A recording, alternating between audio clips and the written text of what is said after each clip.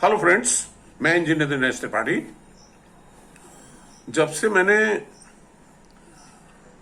सर्वजन सनातन पार्टी के बारे में सुना है और उनके बाइलाज पढ़े हैं, तब से मुझे बहुत ही उत्साहित हूं मैं इस पार्टी को लेकर, क्योंकि मुझे अभी कल्पना नहीं थी कि इस तरह की कोई पार्टी भारतीय स्तर पर इंडिया लेवल पे बन चुकी हो। दोस्तों, आज गुरु पूर्णिमा भी है, तो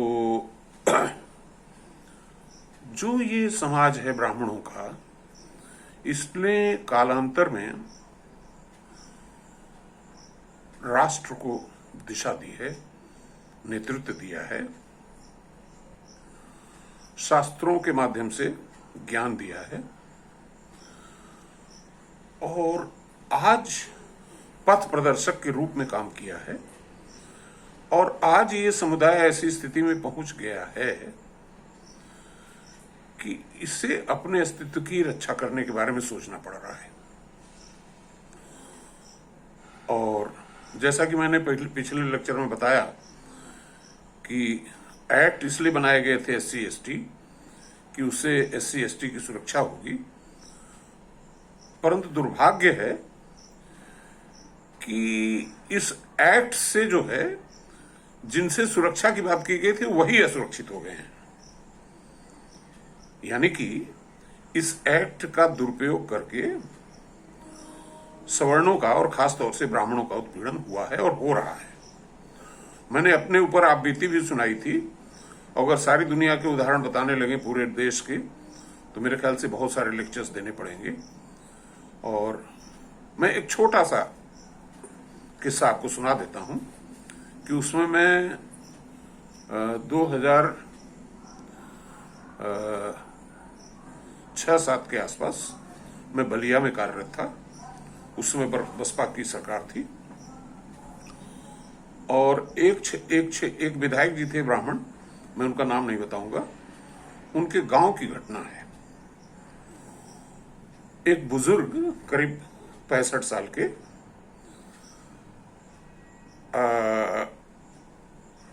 बाजार से वापस आ रहे थे सब्जी लेकर के। उन्होंने देखा कि उनके धान के खेत में बकरियां चर रही हैं और बकरी चराने वाला एक बालक, जिसकी आयु 9 से 10 साल रही होगी या 11 साल रही होगी, दैट इज इमैटेरियल।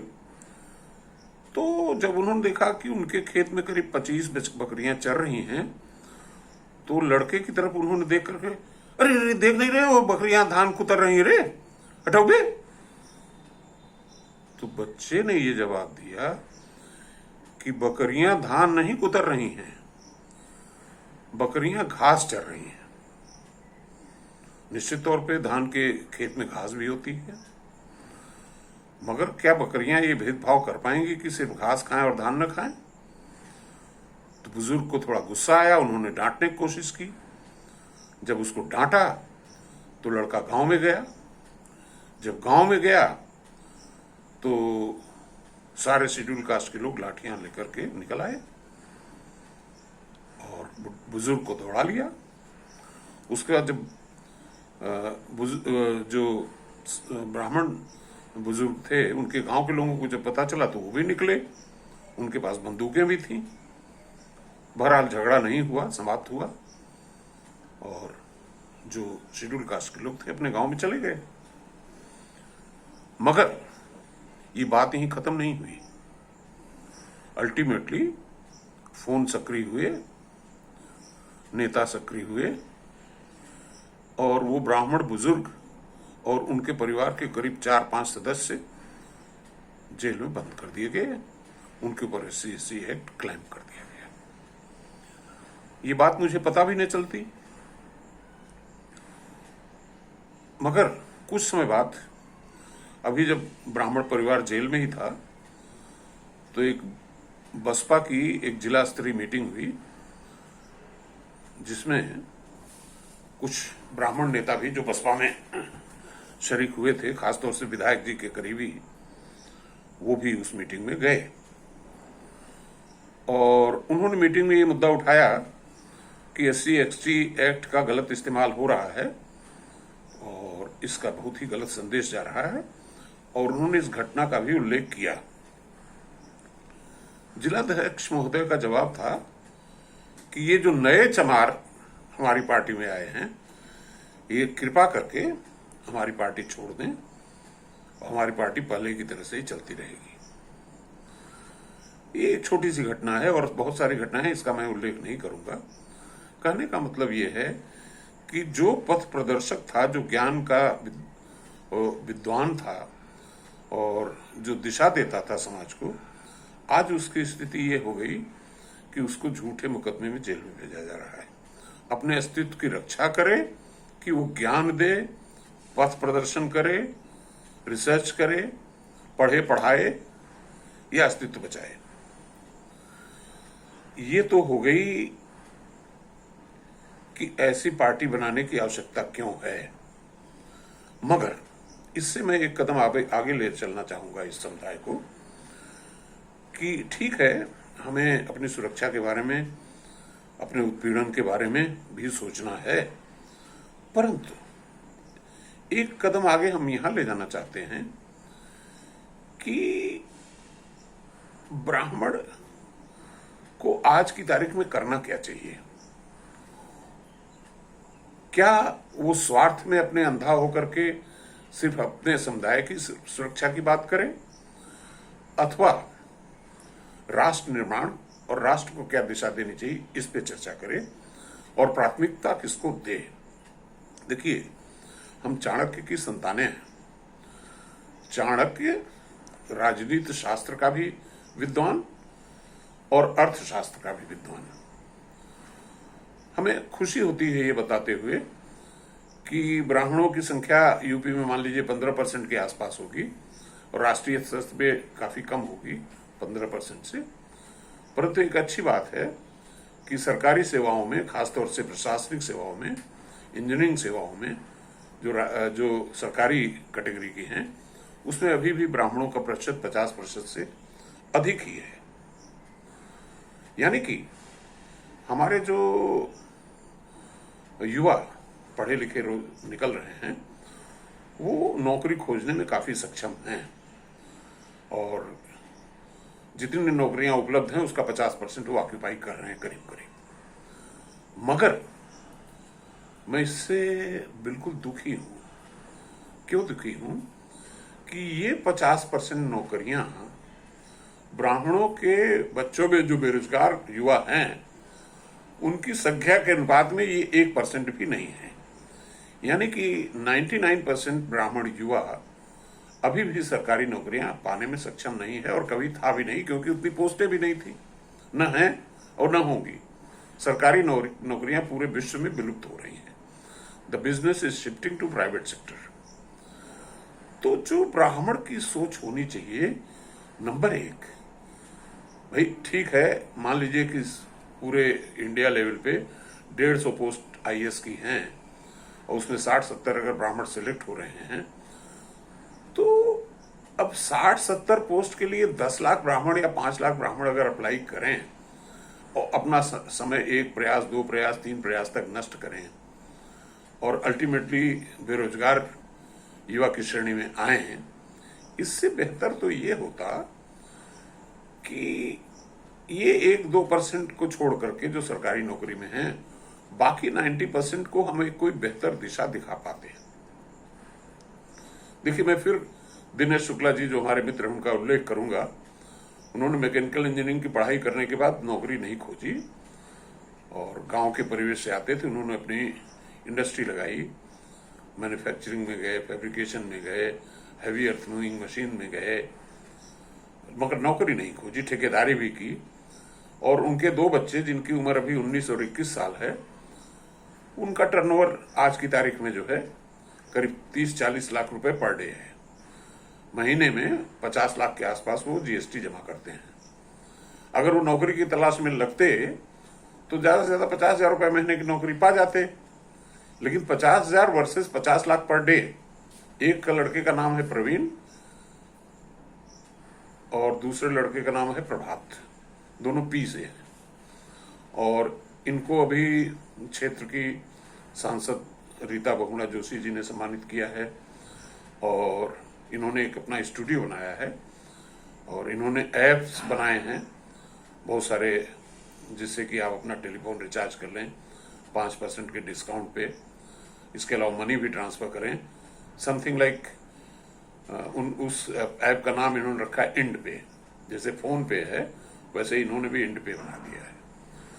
तो कहने का मतलब ये है कि ब्राह्मणों के लड़के जो 1% नौकरी उनको मिल रही है, अगर 100 के 100 लड़के उसी में घुस गए, पीछे पड़ गए, जबकि सिलेक्ट एक ही होना है, तो मंत्र ये है कि हमें समाज के इस पथ प्रदर्शक को रैट रेस से बाहर निकाल करके उसको पथ प्रदर्शक के काम में लगाना है, यानी कि उसको एंटरप्रेन्योर बनाना है, उसको शिक्षाविद बनाना है, उसको ऑनलाइन एजुकेशन पे काम करना है।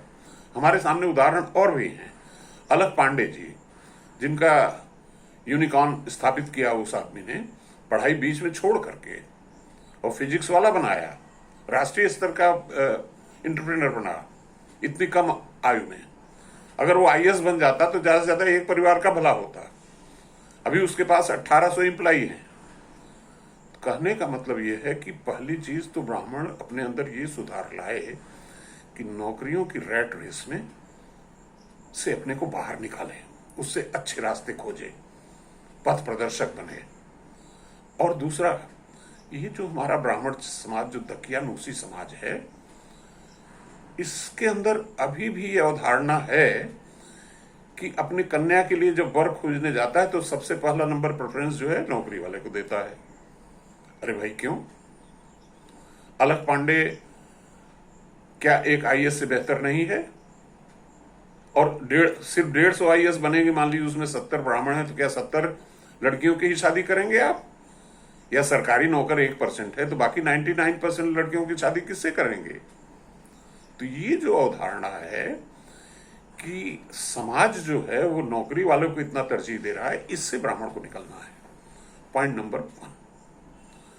उसके बाद दूसरी चीज जो उससे भी ज्यादा महत्वपूर्ण है वो ये है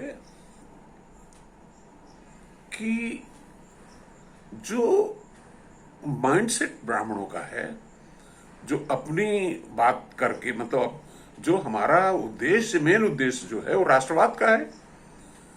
जब राष्ट्र होगा, राष्ट्र सुरक्षित होगा, तभी तो हम सुरक्षित होंगे। परंतु एक जो राजनीति शास्त्र से मेरा मतलब था वो ये था कि ब्राह्मण को सारी पार्टियों ने टेकन फॉर ग्रांटेड ले लिया। यानी कि भाजपा ये समझती है कि ये तो हमको वोट देंगे, इनकी मजबूरी है। अरे भाई, भाजपा को मैं ये बोलना चाह रहा हूं कि हमारी मजबूरी कतई नहीं है आप, हमारी मजबूरी सिर्फ राष्ट्रवाद है। हमारे पास अगर आपसे बेहतर विकल्प होगा राष्ट्रवाद का तो हम आपके साथ नहीं जाएंगे। तो इसलिए ये अवधारणा, हम कुछ दिन तक कांग्रेस के साथ भी रहे क्योंकि कांग्रेस को हम राष्ट्रवाद की धारा में समझते थे, लेकिन कांग्रेस में जो गिरावट आई इसलिए हमने शिफ्ट किया है आपकी तरफ। अगर हमको कोई बेहतर विकल्प मिलेगा, चाहे वो ममता बनर्जी ही क्यों ना हो, तो हम आपको पकड़ के बैठे थोड़ो रहेंगे। हमें अच्छे विकल्प की तलाश है जो राष्ट्र का कल्याण करे। हमको सिर्फ भाजपा से कोई प्यार नहीं, हमको राष्ट्रवाद से प्यार है। इसलिए अब तीसरी चीज ये कहना में थोड़ा रह गया शुरुआत में ही, क्योंकि मैं जो मेन इंपॉर्टेंट चीज थी उसको कह गया, लेकिन जो राजनीतिक भाषा थी उसको मैं स्किप कर गया। हालांकि उस पर मैं अगले लेक्चर में बोलूंगा, फिर भी सूक्ष्म मैं आपको बता दूं। देखिए कि ब्राह्मणों की जनसंख्या अगर यूपी में 15% है, और ये तो पक्का है कि 12 जिले ऐसे हैं जिसमें 15% से ज्यादा है, और 12 जिलों में कोई भी, चाहे सांसद हो चाहे विधायक हो, उसको बनने में ब्राह्मणों के वोट की बिल्कुल पक्की जरूरत है। किंग मेकर वहां का है। और अगर यूपी लेवल पे देखा जाए तो आज भी हमारे पास 52 विधायक हैं, टोटल नंबर ऑफ विधायक। लेकिन नेतृत्व में हमको तरजीह नहीं दी जाती, टिकट बांटने में हमको तरजीह नहीं दी जाती, जहां पे हमारी संख्या है।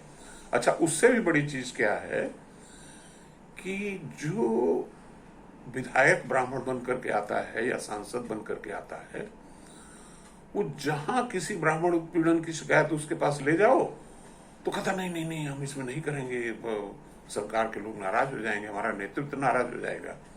अरे भाई, जिनकी वोट से आप जीते हो उनके कल्याण के बारे में नहीं सोचोगे?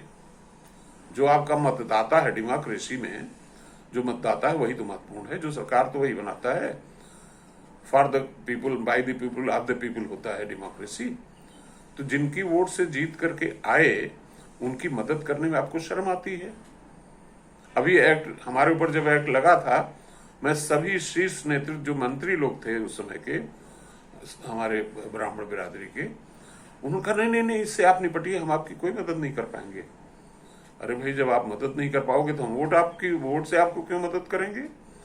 इसलिए सबसे बड़ी चीज, हमें मुखर होने की जरूरत है। मुखर होकर के गर्व से हमें कहना है कि हम ब्राह्मण हैं, छुप छुप करके नहीं कहना है।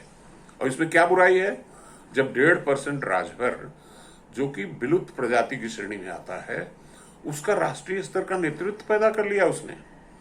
8% के यादव यूपी में चीफ मिनिस्टर कितनी बार बना लिया, यूपी में दूसरे नंबर की पार्टी बन गई।